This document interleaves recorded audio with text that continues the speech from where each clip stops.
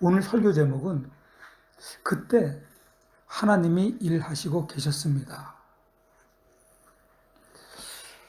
오늘 우리는 기다리는 것을 아주 싫어하는 시대에 살고 있습니다. 저도 모르게 10층을 누르고 나서 곧바로 닫힘 버튼을 누르고 있어요.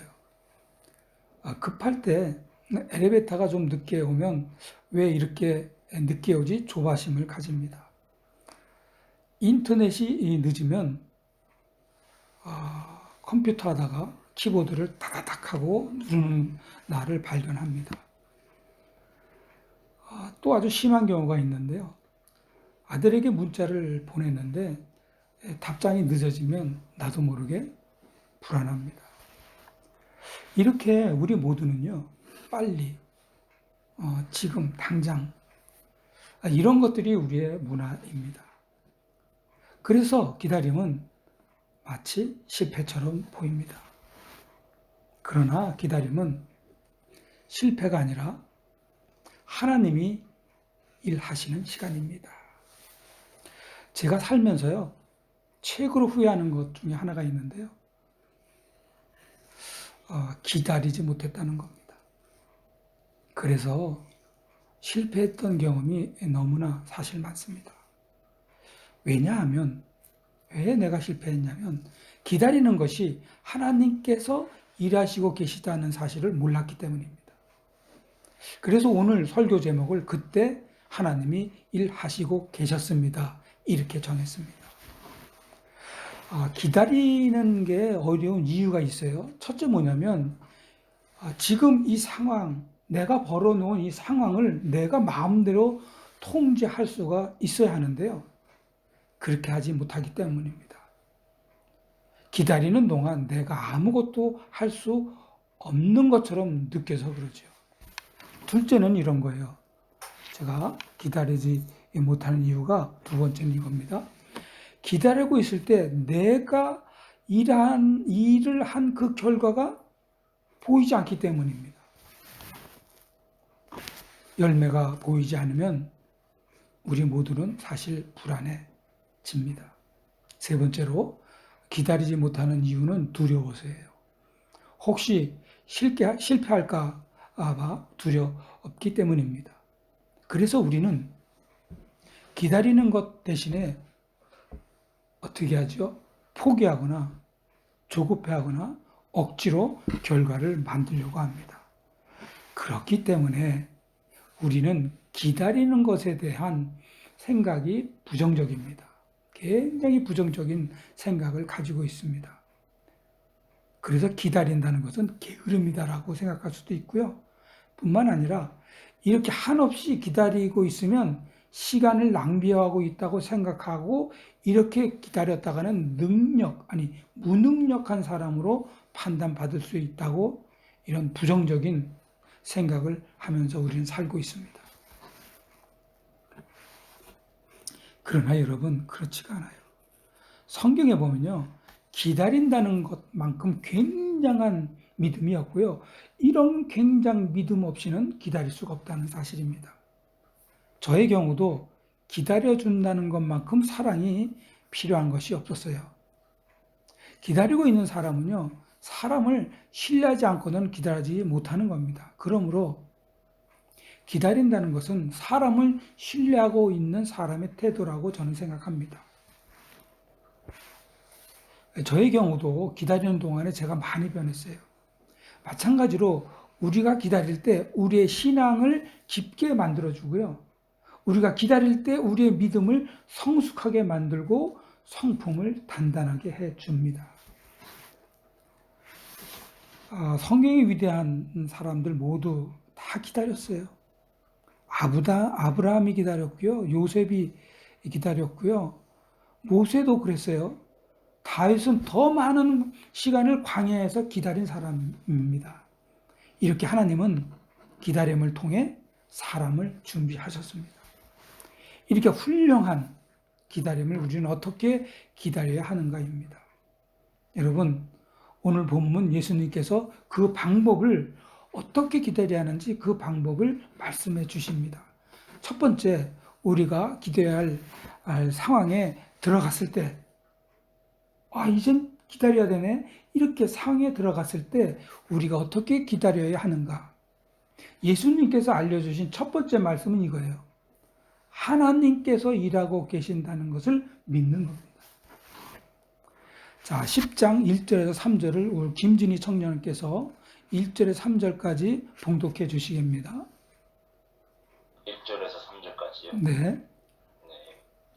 그 후에 주께서 따로 70인을 세우사 친히 가시려는 각 동네와 각 지역으로 둘씩 앞서 보내시고 이르시되 주소할 것은 많되 일꾼이 적으니 그러므로 주소하는 주인에게 청하여 주소할 일꾼들을 보내주소서 하라. 할지어다 내가 너희를 보냄이 어린 양을 이 가운데로 보낸 것 같도다. 아멘. 감사합니다. 우리 김진희 청년.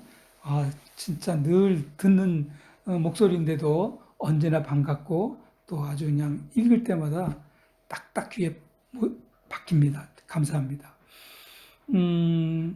예수님이 제자들을 보내시면서 각 동네와 각 지역에 이런 말을 하라고 보냅니다. 뭐라고 말씀하시냐면 추수할 것은 많되 일꾼이 적다. 이렇게 말씀하셨는데 여기 중요한 사실이 있어요. 예수님의 말씀을 자세히 들여다보면 보세요. 다시 한번 제가 봉독할게요. 추수할 것은 많되 일꾼이 적다. 이미 추수는 준비되었다는 얘기 아닙니까? 그럼 제자들은 추수는 준비되었구나. 이런 마음을 가지고 제자들이 기다릴 수 있다는 거예요. 너무 길게 설명했는데 아주 간단하게 이렇게 예를 들을게요. 농부가 씨앗을 심잖아요. 그리고 나서 다음날 밭에 나가서 왜 열매가 없지? 이렇게 말하는 농부가 있나요? 없지요. 왜냐하면 농부는 시간이 필요하다는 것을 너무나 잘 알고 있기 때문입니다. 그러니 자연스럽고 당연히 기다리죠. 그런데 힘들어하고 괴로워하면서 참으며 기다리는 농부가 어디 있겠습니까? 소망을 가지고 기쁨을 기다리지요. 이미 농부는 추수할 생각에 소망을 가지고 기쁨을 가지고 기다리는 거예요. 그렇기 때문에 아무리 힘들어도 피곤해도 즐거움으로 기다릴 수가 있는 거죠.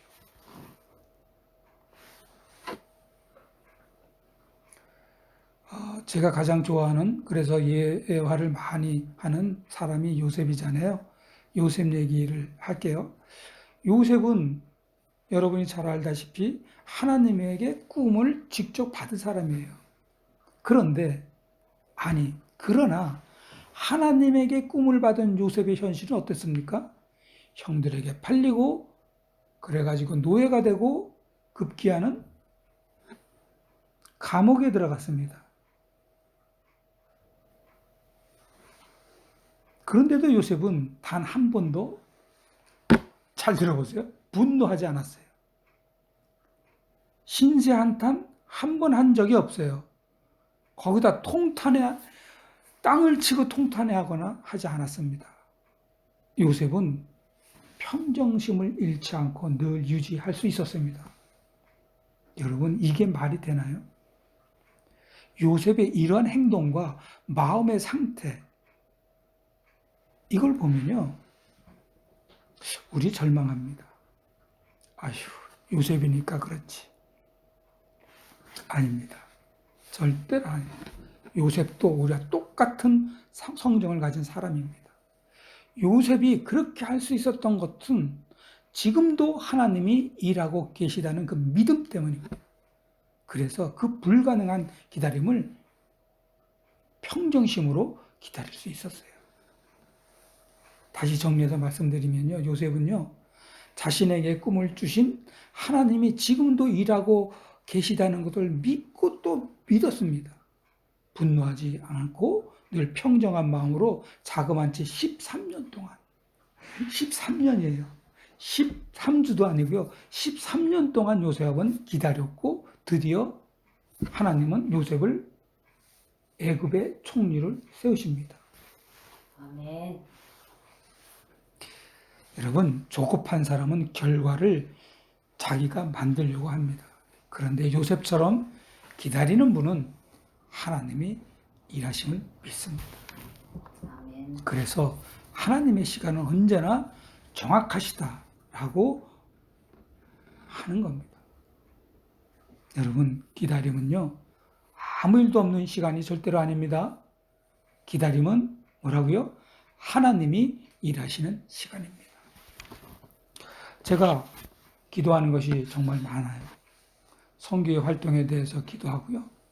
이번 하메노에 4월 20일경에 내려가는데 하나님이 원하시는 일들이 그때 회의를 많이 하는데 순적하게 다 이루어지도록 이런 기도도 합니다. 제가 중보 기도하는 성도분들이 있어요. 성도님들이 바램들이 다 있고 기도 제목들이 다 있는데 다 이루어지도록 기도하고 있어요. 그러나 여러분, 지금 기도하는 동안에 아무 일도 일어나지 않는 것처럼 보여요. 그러나 하나님은 지금도 보이지 않는 곳에서 일하고 계시는 것을 저는 믿습니다. 그래서 기다리는 겁니다. 여러분의 모든 기도 제목들이 그리고 지금 당장 필요한 것들이 다 이루어질 수 있도록 기다릴 때 반드시 하나님이 일하고 계심을 믿고 평강한 마음으로 일하시고 지나가시고 전진하시길 축복합니다. 아멘. 자, 그리고 두 번째입니다. 두 번째로 어떻게 기다려야 하는가입니다. 본문 5절, 9절에 보면 하나님께서 이 방법을 가르쳐 주시는데요. 사랑으로 사람을 품을 때 기다릴 수 있다고 말씀하십니다. 그래서 기다림은 사랑으로 사람을 품는다입니다. 누가복음 10장 5절에서 9절까지를 좀 길죠. 우리 최욱이 집사님께서 천천히 5절에서 9절까지 봉독해 주시겠습니다. 네. 5절입니다. 어느 집에 들어가든지 먼저 말하되 이 집이 평안할지어다 하라. 만일 평안을 받을 사람이 거기 있으면 너희의 평안이 그에게 머물 것이요 그렇지 않으면 너희에게로 돌아오리라. 그 집에 유함을 주는 것을 먹고 마시라. 일꾼이 그 삭슬 받는 것이 마땅하리니 이 집에서 저 집으로 옮기지 말라. 어느 동네에 들어가든지 너희를 영접하거든 너희 앞에 차려놓은 것을 먹고 거기 있는 병자들을 붙이고 또 말하기를 하나님의 나라가 너희에게 가까이 왔다 하라. 아멘. 너무나 감사합니다. 그냥 일사천리로 하나님의 말씀이 쏙 들어와서 너무나 감사합니다. 네, 감사합니다. 자, 예수님께서 제자들을 보내면서 굉장히 중요한 말씀을 지금 하셨죠. 뭐라 그러셨나요? 어느 집에 들어가거든 먼저 말하되 뭐를 말하라고요? 이 집이 평안할지어다 하라. 이렇게 말하라고 했어요. 그리고 예수님은 이어서 뭐라 그러시냐면 평안할 사람이 거기 있으면 너희의 평안이 그 위에 머물 것이다. 자, 이걸 다른 번역으로 제가 봉독해 줄게요. 뭐냐면 이 말씀의 의미는 이런 거예요. 평안을 바라는 사람이 살고 있으면 너희가 비는 평화가 그 사람에게 머물 것이다. 이런 뜻입니다.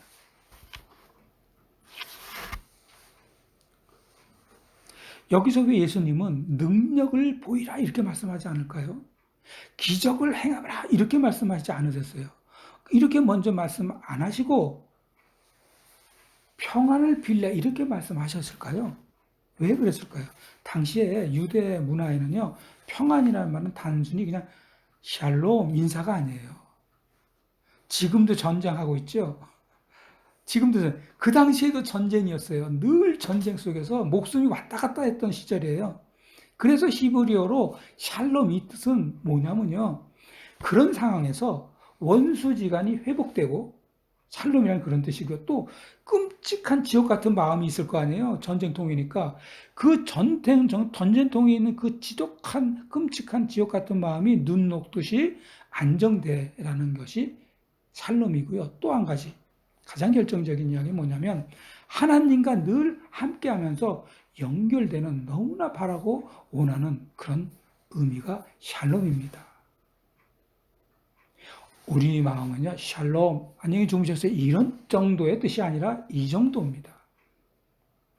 하나님을 믿는 사람한테 야, 너 하나님하고 지금 계속 그렇게 대화를 하는구나. 그래서 너 얼굴이 이렇게 좋구나. 이런 뜻의 그 이상의 뜻이 있는 게 샬롬입니다.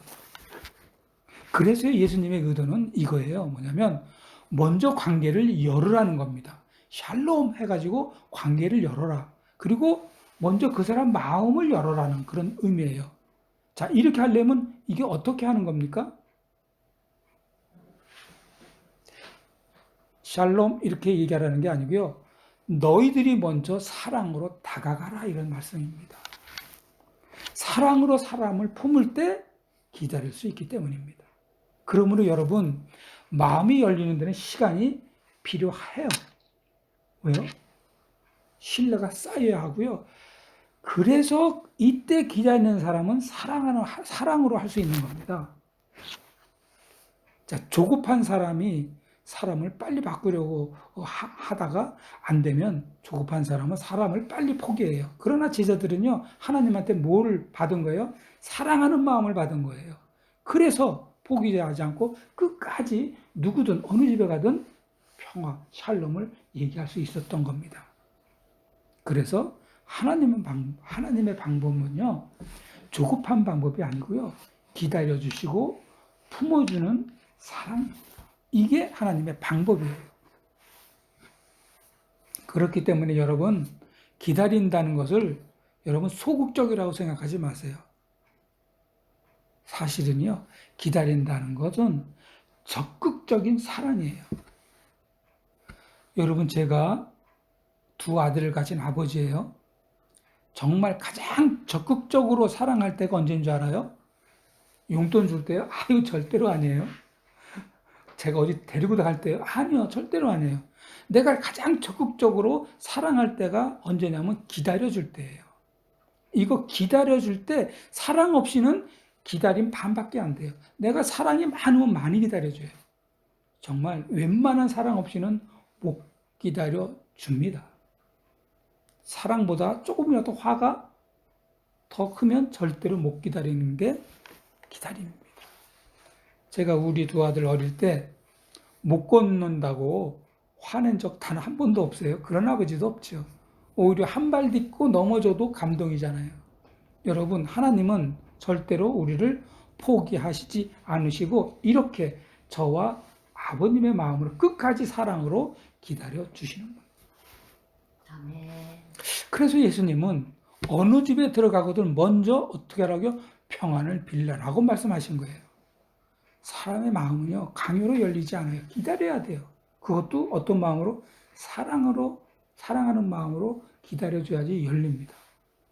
그래서 기다림은 사랑으로 사람을 품는 겁니다.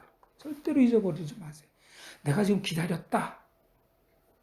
가짜가 아니고 진짜로 기다렸다 하는 그 마음에는요, 사랑으로 그 사람을 품은 것입니다.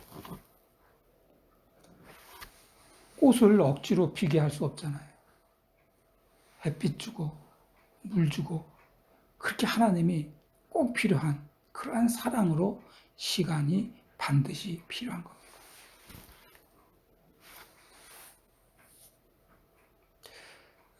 그래서 사람의 마음은 꽃과 같기 때문에 따뜻한 사랑이 있어야 열리는 거예요.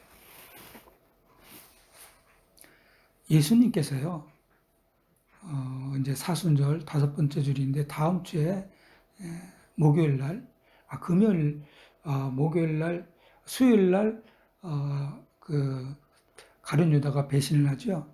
그럼 목요일 날 잡혀가시고 잡히시러 갈 때 그때 베드로가 쫓아옵니다. 베드로가 쫓아왔는데 좀 멀찍이서 이렇게 있었는데 베드로가 멀리서 이렇게 있으면서 예수님을 봤는데 예수님께서 베드로를 이렇게 쳐다봅니다. 그때 예수님이 베드로하고 눈이 마주쳐요. 그리고 그 다음에 일사천리로 베드로가 예수님을 3번이나 부인합니다. 나 예수님 모릅니다. 마지막엔요, 나 그런 사람 모릅니다 하고 도망갑니다. 그런 베드로를 예수님은 포기하지 않으십니다. 사랑으로 기다리셨습니다. 그린 그 결과가 베드로는 예수님이 원하신 대로 교회의 기둥이 됩니다. 그래서 여러분, 사랑은요, 사람을 바꾸려는 강력한 힘이 절대로 아니고요, 기다려주는 힘이라는 것을 꼭 명심하시기 바랍니다. 기다림은 사람을 포기하지 않습니다. 가정에서 남편을 기다려주세요. 아내를 기다려주시고, 더 나가서 힘드시겠지만 자녀를 꼭 기다려주시기 바랍니다. 로마서 8장 35절 39절을 제가 봉독할게요. 누가 우리를 그리스도 사랑에서 끊으리요? 환난이나 공고나 박해나 기근이나 적신이나 위험이나 칼이라. 39절 하반절입니다. 우리 주 예수 그리스도 예수 안에 있는 하나님의 사랑에서 끊을 수 없으리라. 아멘. 하나님의 사랑을 받고 있는 그 사랑으로 기다리는 여러분에게 하늘에서 내려주시는 복이 넘치기를 축복합니다. 아멘. 그리고 세 번째로 우리는 어떻게 기도해야 하는가입니다. 오늘 본문 10절로 16절의 그 방법을 가르쳐 주십니다. 우리가 기다려야 할 상황에 들어갔을 때 세 번째로, 기다림은 반응이 없어도 내가 해야 할 삶을 끝까지 사는 거예요. 거절 속에서도 사랑, 사명을 계속한다입니다. 자, 누가복음 10절에서 16절까지를 우리 김은숙 집사님께서 봉독해 주시겠습니다. 어느 동네에 들어가든지 너희를 영접하지 아니하거든 그 거리로 나와서 말하되 너희 동네에서 우리 발에 묻은 먼지도 너희에게 떨어버리노라. 그러나 하나님의 나라가 가까이 온 줄을 알라 하라. 내가 너희에게 말하노니 그 날의 소돔이 그 동네보다 견디기 쉬우리라. 화 있을진저 고라시나 화 있을진저 벳세다야 너희에게 행한 모든 권능을 두로와 시돈에서 행하였더라면 그들이 벌써 베옷을 입고 재에 앉아 회개하였으리라. 심판때에 두로와 시돈이 너희보다 견디기 쉬우리라. 가버나움아 네가 하늘에까지 높아지겠느냐 음부에까지 낮아지리라. 너희 말을 듣는 자는 곧 내 말을 듣는 것이요 너희를 저버리는 자는 곧 나를 저버리는 것이요 나를 저버리는 자는 나 보내신 이를 저버리는 것이라 하시니라. 아멘. 아멘. 여러분, 예수님이 지금 어떤 말씀하셨냐면 말씀을 받아들이지 않는 사람에 대한 얘기를 아주 리얼하게 하시는 건데요. 뭐라 그러시냐면, 어떤 말은 너희를 받아들이지 않을 것이다 고 말씀하세요. 조금 전에는 사랑으로 끝까지 기다려주고 하라고 했는데, 이번에는 어떤 사람은요, 기다려도 말을 해도 안 기다리고 마음을 열지 않는 사람이 있다는 거죠. 그래서 어떤 마을은 너희를 받아들이지 않을 것이다 이렇게 미리 말씀하시는 것은 무슨 의미냐면 굉장히 현실적인 말씀이세요. 현실적인 말씀이에요. 사실이 그렇잖아요. 예수님이 제자 보내면서 걱정하지 마, 내가 다 할게, 내가 다 미리 준비했어, 이렇게 말씀하신 게 아니에요. 절대로 반드시 너희를 받아들이지 않는 사람이 있다, 현실적인 얘기를 지금 하시는 거예요. 그런데 여기서 더 중요한 말이 뭔지 아세요? 그래도 가서 말하라예요. 그래도 가서 말하라. 예수님의 말씀의 의도는 이거예요. 사람 반응 보고 움직이지 말라는 의미예요. 안 받아들인다? 그렇다고 예수님은 여기 보면요, 13절에 보면요, 화 있을진저 고라시나 화 있을진저 벳세다야 너에게 행한 모든 권능을 두로와 시돈에게 행하였더라면 그들이 벌써 베옷을 입고 재에 앉아 회개하였으리라. 이미 망한 그 도시보다도 못한 도시다라고 이렇게 저주하시는 말씀 가운데도, 그러나 이런 뜻이 무슨 뜻이냐면 그렇게 저주를 받지 말라는 강한 말씀이세요. 그래서 예수님의 의도는 그거예요. 자, 예수님이 그렇게 저주할 정도의 그렇게 나쁜 사람일지라도 멈추지 말고 계속 말을 하는데 하는데 그 의도는 무슨 말이냐면 그러한 결과를 보고 움직이지 말아라. 더 자세하게 말씀드리면 결과를 보고 멈추지 말라는 거예요. 그렇기 때문에 여러분, 기다림은 반응이 없어도 결과가 잘못돼도 내가 해야 할 일은 계속 해야 한다는 뜻이에요. 자, 이거 넘어가는 상황인데 잘 지금 이해하셨죠? 그러므로 세 번째 말씀은 무슨 말씀이냐면 우리가 어떻게 기다려야 하는가? 그것은 거절 속에서도 사명을 계속해야 한다입니다. 거절 속에서도 내가 해야 할 일은 계속 해야 한다, 이런 뜻이에요. 예수님이 어떤 마을을 복음을 거절할 것이라고 하셨잖아요. 그러나 반드시 이런 말을 전하라는 거예요. 하나님의 나라가 가까이 왔다, 이 말을 전하라는 거예요. 이 말이 무슨 뜻입니까? 예수님은 제자들에게 거절이 있어도 사명은 멈추지 않는다고 말씀하신 거예요. 말 안 듣는 사람, 말을 절대로 안 듣는 사람에게 알았어 하고 돌아서는 게 아니라 하나님의 나라가 가까이 왔습니다, 이 말을 끝까지 하라는 거죠. 지금 이 시대에 예수님이 우리에게 말씀하신다면 이런 거예요. 기다림은 반응이 없어도 결과가 잘못되어도 내가 해야 할 일은 계속해야 한다. 등대가요, 폭풍 속에서도 빛을 끄지 않아요. 폭풍이 불어진다고 난리가 났다고 등대가 빛을 끄는 그런 등대 봤습니까? 등대는 폭풍 속에서도 빛을 끄지 절대로 않습니다. 믿음도 마찬가지입니다. 믿음도 폭풍 속의 등대와 같은 것이에요. 우리 스테반 집사님 한번 볼까요? 돌에 맞아 죽으면서 멈추지 않고 계속 기도합니다. 주여, 이 죄를 어떻게 해요? 저들에게 돌리지 마옵소서. 예수님도 저 사람은 저주받을 사람이라고 말씀을 해놓고 그렇지만 마지막까지 말을 하라라고 한 그 의도가 바로 이 말씀입니다. 멈추지 않고 기도했습니다. 주여, 이 죄를 저들에게 돌리지 마옵소서.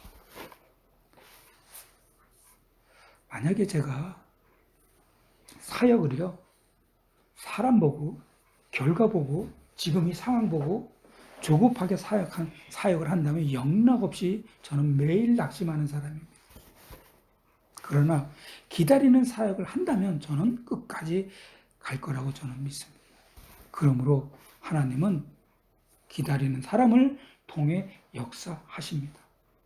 여러분, 기다림은 사명을 포기하지 않는 거예요. 우리가 하고 있는 그 일을 포기하지 마세요. 아멘. 자, 제가 아버지로, 목사로, 내 친구들의 좋은 친구로 절대로 포기하지 않을 것입니다. 지금 제가 맡은 삶에서 어떤 경우에도 버티는 것이라고 저는 믿습니다. 마찬가지로 제가 믿음으로 끝까지 살아내는 것입니다.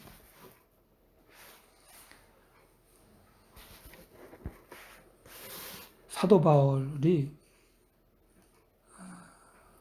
사도행전에서 이런 말을 합니다. 내가 달려갈 길과 주 예수께 받은 사명 곧 하나님의 은혜의 복음을 증언하는 일을 마치려 하면은 나의 생명조차 조금도 귀한 것으로 여기지 아니하노라. 사도 바울도 끝까지 믿음으로 살아내려고 자기 고백을 이렇게 합니다. 그러므로 우리는 기다리는 사람이 되어야 합니다. 정말 사랑하고 정말 사랑하는 우리 가족 성도 여러분, 다시 말씀드릴게요. 우리는 왜 기다려야 하죠? 하나님이 일하기 때문이에요. 사람의 마음에는 시간이 필요하기 때문이에요. 사랑은 포기하지 않기 때문입니다. 그리고 무엇보다도 하나님이 우리를 기다리셨기 때문입니다. 우리가 진짜 기가 막히게 완벽해가지고 구원받았습니까? 아니잖아요. 하나님이 우리를 포기하지 않으셨기 때문에 기다려 주셨기 때문에 그래서 오늘 우리가 여기 있지 않습니까? 그러므로 기다림은 절대로 약함이 아닙니다. 기다림은 믿음이고요. 그리고 사랑입니다. 사랑을 기다리세요. 끝까지 기다려주세요. 기도하며 기다리시고 끝까지 사랑하며 기다려주시기 바랍니다. 여러분은 절대로 헛되게 살고 있지 않아요. 기다림이 헛되게 살고 있지 않아요. 하나님이 다 보고 계세요. 하나님이 여러분을 사용하고 계세요. 지금은 아무 일도 없는 것 같지만 나중에는 반드시 알게 될 것입니다. 아, 하나님이 그때 일하고 계셨구나. 그러므로 여러분과 저의 삶 위에 포기하지 않는 힘이 임하시고 끝까지 믿음이 임하시고 기다림 속에 하나님의 일을 보는 은혜가 임하시기를 주님의 이름으로 축원합니다. 다 같이 기도하겠습니다. 하나님 아버지, 오늘 말씀을 통해 우리에게 기다림의 믿음을 가르쳐 주셔서 감사합니다. 우리는 정말 기다리지 못하는 사람들입니다. 조급하고 불안하고 결과가 보이지 않으면 쉽게 포기하는 그런 아주 연약한 존재입니다. 그러나 오늘 말씀을 통해 기다림은 아무것도 하지 않는 시간이 아니라 하나님이 일하시는 시간임을 믿습니다. 아멘. 우리 안에 이 믿음을 부어 주시옵소서. 아멘. 보이지 않아도 믿게 하시고 변하지 않아도 포기하지 않게 하여 주시고 응답이 늦어도 흔들리지 않게 하여 주시옵소서. 아멘. 지금도 각자의 삶 속에 여러분 눈물로 기다리는 제목들이 있습니다. 자녀의 문제로 정말 가정이 아파서, 가정의 아픔으로, 관계가 너무 나빠서, 사역의 무게가 너무나 힘들어서 견디고 있는 성도들이 많습니다. 그 마음을 아시는 주님께서 지금 이 시간 위로하여 주시옵소서. 내가 알고 있다, 내가 보고 있다, 내가 일하고 있다. 이 주님의 음성이 우리 각자의 마음, 심령의 깊은 곳에 들리게 하여 주시옵소서. 아멘.